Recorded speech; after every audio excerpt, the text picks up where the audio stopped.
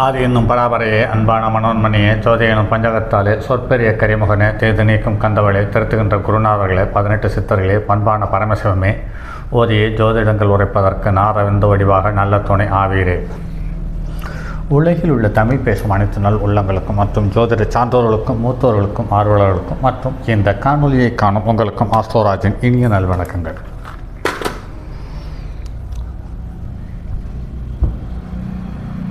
ஜோதிடம், ஆன்மீகம், வாழ்வியல், மருத்துவம் இந்த 4 தலைப்புகளில் தொடர் காணொலிகளாக கொடுத்து வருகிறோம். அந்த வகையில் இன்று ஆன்மீகம் என்ற தலைப்பில் ஒரு தெய்வம் சார்ந்த தகவலும் அந்த தெய்வத்தினுடைய சக்தி சார்ந்த தகவல்களும் இந்த காணொலியில் பார்ப்போம். வாருங்கள் நண்பர்களே.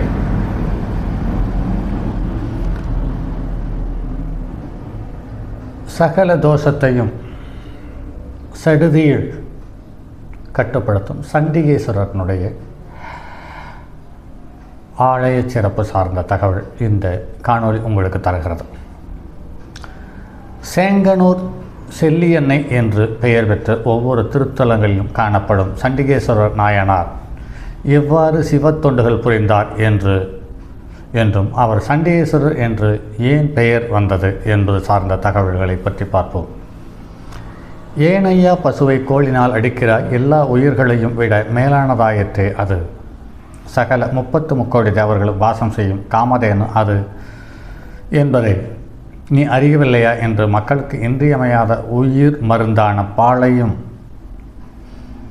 பால் சார்ந்த பொருள்களையும் தரும் ஆவினை அடித்து துன்புறுத்துவது இது முறையா? இனிமேல் இந்த பசுக்களை நீ மேய்க்க வேண்டாம். உமக்கு பசுக்களின் உயர்வு தெரியவில்லை. வேள்விச்சாலை தருப்பையும் சமித்துக்களையும் சேகரிக்கும் போதுதானே இந்த பசுக்களை மேய்த்து வருவேன் என்றான் அந்த 7 வயது சிறுவன். இந்த சிறிய வயதில் எத்தனை ஞானம் எப்படி அவனுக்கு வந்தது? யார் வீட்டு பிள்ளை அவன்? அந்தணர் குலத்தில் பிறந்த ஒரு சிறுவன் பெயர் விசாரசருமன்.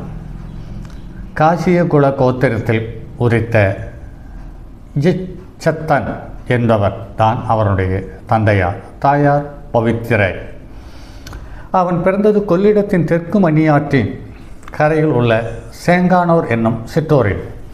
ஒரு நாள் அந்த சக மாணவர்களோடு ஆற்றங்கரை பக்கமாக சென்று கொண்டிருந்த விசாரசர்மன் ஊராரின் பசுக்களை மந்தையாக சென்று கொண்டிருப்பதை கண்டான். தான் ஈன்ற கன்றுடன் சென்று கொண்டிருக்கும் ஒரு பசு தன் கன்று மேய்ப்பவனை முட்டச் சென்றதையும் அந்த பசுவை அடித்த மாட்டிடையன் தன் கோலை உயர்த்தி அதையும் அடிபட்ட பசு துள்ளி ஓடியதையும் தான் கன்று தன் தாயை காணாதது துடித்ததையும் கண்டான். சினம் கொண்டான் சிறுவன் விசாரச்சருமன். ஆனால் அவன் பெற்றிருந்த அறிவு அந்த இடையன் பக்கம் இரக்கமே கொள்ள செய்தது. ஏனென்று கேட்டால், பசுக்களின் அருமை தெரியாத நீ அவற்றை மேய்க்க வேண்டாம், நானே அவற்றை மேய்த்து கொள்கிறேன் என்று மேய்த்து வீடுகளுக்கும் திரும்பச் செய்கிறேன் என்று சொல்லிவிட்டு சென்றார் விசாரசர்மன். கையில் மாடுகளுக்கு மேய்க்கும் கோலும் கயிறும், மார்பிலே மான் தோளும் முப்புரி நூலும், தங்க உச்சியிலே சிறு குடுமியும், இடையில் கோவனமும் ஒரு இந்த கோலத்தில் விசாரசர்மன் மறுநாள் மாடுகளை மேய்க்க புறப்பட்டான். ஊரில் அத்தனை பெருமக்களிடமிருந்தும் விசாரசருமன் பசுக்களை மேய்க்க துவங்கியவுடன் பசுக்களின் கூட்டம் பெருகியது. முன்பு எலும்பும் தோளுமாக காட்சியளித்த பசுக்கள் முன்பை விட தசையும் அழகுமாய் காட்சி தந்ததோடு மேலும் அதோடு அதிக பாளையம் தந்தது. விசாரசருமனை ஊரே போற்றி புகழ்ந்தன. ஆலயத்தில் ஆண்டவனுக்கு பாலை அபிஷேகம் செய்வதை பார்த்திருந்த விசாரசர்மன் அந்த தெய்வத்தை அல்லது அவர்கள் செய்வதை பார்த்திருந்த விசாரசர்மன் இந்த பசுக்கள் பொழியும் பாலை நம் இறைவனுக்கு அபிஷேகம் செய்து வைக்கலாமே என்று எண்ணினான். ஆற்றங்கரைக்கு செல்லும் சிறுவர்கள் மணல் வீடு கோபுரம் கட்டுவதும் அவற்றை சுற்றி சுற்றி விளையாடுவதும் இயல்பாதானே. 7 வயதான விசாரசர்மனுக்கு மட்டும் அது என்ற விதிவிலக்கா என்ன? அவன் தன் விளையாட்டையும் இறையுணர்வையும் ஓய்ந்திடச் செய்தான். மண்ணையாற்றங்கரையிலே மணல் மேட்டிலே அத்தி மரத்தடியில் அழகிய சிவலிங்கம் ஒன்றை அமைத்தான். வெண்மண்ணில் லிங்கம் அமைத்து அதனை சுற்றி திரிச்சுற்று மதில் சுவர் கோபுரம் போன்றவற்றையும் அமைத்து அழகு பார்த்தான். அவுரி இலைகளால் கூடை தைத்து அத்தி மலர்கள் செங்கழு நீர் அவற்றில் சேகரித்து வந்தது மட்டுமல் செந்தளிர்களையும் சேகரித்து வைந்தார். பசுக்களை அங்கே இட்டு சென்றுவிட்டு அவற்றின் வடிவிலுள்ள காம்புகளில் ஒரு காம்பின் பாலை சிவலிங்கத்தின் மீது பொழிய வைத்தான். அவ்வாறு பசுவிடமிருந்து ஒரு காம்பிலிருந்து மற்றும் பாலை இறைவனுக்கு பொழிய செய்தது மகிழ்ந்து போனான். அந்த சிறுவன் நற்செயல் ஒரு தீயனுக்கு வேம்பாய் கசந்தது. மாட்டின் பாலை மணலில் ஊற்றி வீணாக்குகிறானே என்று புகார் செய்தான். ஓஹோ, இதற்குத்தான் மாட்டின் இடையனிடமிருந்து பசுக்களை மேய்ப்பதாக சொன்னானோ? வேள்விக்கு வர வேண்டிய பாலை வீணடிக்கலாமா? கூப்பிடு அவன் தந்தையை, எச்சத்தனை கூப்பிடு என்றார்கள் அந்தணர். அந்தணர்கள், உன் மகன் செய்த கள்ளத்தனத்தை கண்டாயா? அன்பினால் பசுக்களை மேய்ப்பதாக கூறி மன்னியாற்று மணல் மீது அந்த பாலை கறந்து வீணடிக்கிறானே என்று புகார் சொன்னார்கள், சத்தமிட்டார்கள், சின்ன சின்னதாக கோபப்பட்டார்கள். அப்படி இருக்கும் சூழ்நிலையில்தான், என்ன சொல்கிறீர்கள், என் மகன் அப்படி செய்தானா? அதற்கு வாய்ப்பில்லையே என்றான் எச்சதத்தன். சிறுபிள்ளை அறியா பிள்ளை ஏதோ தவறு செய்துவிட்டான், இனி அப்படி தவறு ஏதும் செய்யாமல் பார்த்து கொள்கிறேன் என்று மீறி நடந்தால் குற்றத்தை நானே ஏற்கிறேன் என்று கூறி வீட்டிற்கு அழைத்து சென்று திரும்பினான். இரவு முழுவதும் எச்சதத்தன் தூங்கவில்லை. ஊரார் பேச்சு அவன் தூக்கத்தை குலைத்தது. மனதில் அவன் புழுங்கினான். பகல் பொழுது விடிகட்டும், தானே நேரில் சென்று பார்த்து கண்டறிவேன் என்று சமாதானம் கோரியவாறு இரவு பொழுதை கழித்தான். பொழுது விடிந்தது. ஒன்றுமே அறியாதவனை போல் விசாரம் சர்மன் பசுக்களை ஓட்டிச் செல்லும் வரை காத்திருந்தான் எச்சதத்தன். அதன் பிறகு மாற்று வழியாகச் சென்று மன்னியாற்றங்கரையில் ஒரு சிறு மரத்தின் மீது ஏறி அமர்ந்தான். விசார சர்மன் மந்தையோடு மணல் மேடு வரும் வரையில் வைத்த கண் வாங்காமல் காத்திருந்தான். வழக்கம் போல் விசார சர்மன் அந்த இடத்தை அடைந்ததும் ஆற்று நீரில் மூழ்கி எழுந்து முன்பு போலவே மணலால் ஒரு சிவலிங்கம், கோபுரம், மதில் போன்றவற்றை அமைத்து பூஜையை துவங்கினான். மாடுகளுக்கு இட்டுச் சென்று பாலாபிஷேகம் செய்தான்.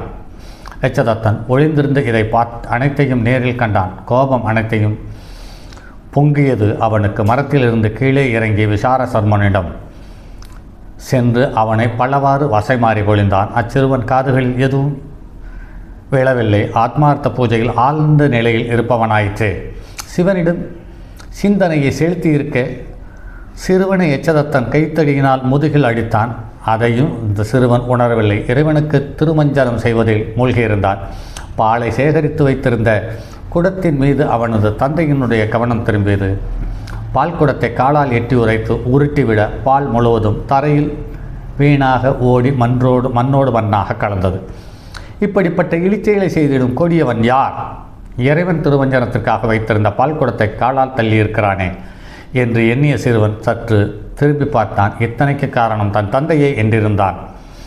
சற்றும் தாமதியாவது தன் கைக்கோளை எடுத்து பால் குடங்களை உடைத்து அந்த கால்களின் மீது வீசினான். அந்த சிறுவன் எரிந்த அந்த கைக்கோல் இறைவனே ஏந்திடும் மழுவாயிற்று. கனப்பொழுதில் எச்சதத்தனின் கால்கள் துண்டாகி கீழே விழுந்தான். அவ்வளவுதான். மீண்டும் கருமமே கண்ணானான் விசார சர்மன். தன் பூஜையை தொடங்கினான். என் பொருட்டு என் தந்தையின் கால்களை வெட்டி வீழ்த்தினேயே, இனி யாமே உமக்கு தந்தை என்று பேரொளி முழங்கிட இறைவன் விசார சர்மனுக்கு ரிஷபரூடனாக காட்சி தந்தான். தனது 7 வயது சிறுவனை வாரி அணைத்து தன் முகம் தழுவி உச்சி மோர்ந்து மகிழ்ந்தான். எம்பிரான், எனது தொண்டர்களுக்கெல்லாம் நீயே தலைவனாவாய். நான் உண்ட பசிக்கலங்கள், உடுக்கும் உடைகள், அணியும் ஆடைகள் அனைத்தையும் உமக்கு உரிமையாகும்படி சண்டீசன் என்ற பதவியையும் உமக்கு தந்தோம் என்று கூறி மறைந்தார் கடவுள். விரிசடை கண்ணன் தன் சடைமுடி மேலிருந்து கொன்றை மாலை ஒன்றை எடுத்து தன் கரங்களாலே அந்த விசார சர்மனுக்கு சூட்டினார். இத்தனைக்கும் காரணமான அந்த சேங்கானூர் செல்லப்பிள்ளைதான் இன்று உலகம் முழுவதும் சிவ தலங்களிலும் இறைவனினுடைய திருச்சுற்று முடிவில் தவறாது வணங்கி வழிபடும் சண்டிகேஸ்வரர் நாயனார் என்று சொல்லப்பட்டிருக்கிறது. கும்பகோணத்திலிருந்து 19 கிலோமீட்டர் தொலைவில் வடகிழக்கில் உள்ள சேங்கானூர், நாமும் சேங்கானூர் செல்லப்பிள்ளையான சண்டிகேஸ்வரரை ஒரு முறை வணங்கி வாழ்வில் அருள் பெறுவோம், அருளோடு சந்தோஷத்தையும் செல்வத்தையும் சேர்ந்து பெறுவோம் என்று கூறுகிறோம். இப்படி ஒவ்வொரு கடவுளுக்கும் ஒவ்வொரு தெய்வத்திற்கும் ஒவ்வொரு ஆதி அந்தம் என்று ஒரு தகவல்கள் இருக்கிறது. அந்த தகவல் சார்ந்த இனி ஒவ்வொரு காணொலியும் பார்ப்போம். அந்த காணொலியில் தெய்வம் சார்ந்த சக்தியும் அந்த சக்தியினால் பெறப்பட்ட நாட்டு மக்களின் நன்மைகள் சார்ந்த தகவலையும் அடுத்து வரும் காணொலியில் பார்ப்போம் நண்பர்களே. அதுவரை உங்களிடமிருந்து விடைபெறுவது உங்கள் அன்பு நண்பன் எம் ராஜரத்தினம். தங்கமான் வலுவோடேந்தி தன்மதி தலையில் கொண்டோன் மங்கையர் பதிக்கச் சொன்ன மாமொழி ஜோதிடத்தை இங்கு யாம் உரைப்பதற்கோர் இமை என்னும் பிள்ளை வராமற்காக்க செங்கன் மால் மருகன் யானைச்சரன் பதம் காப்பதாமே.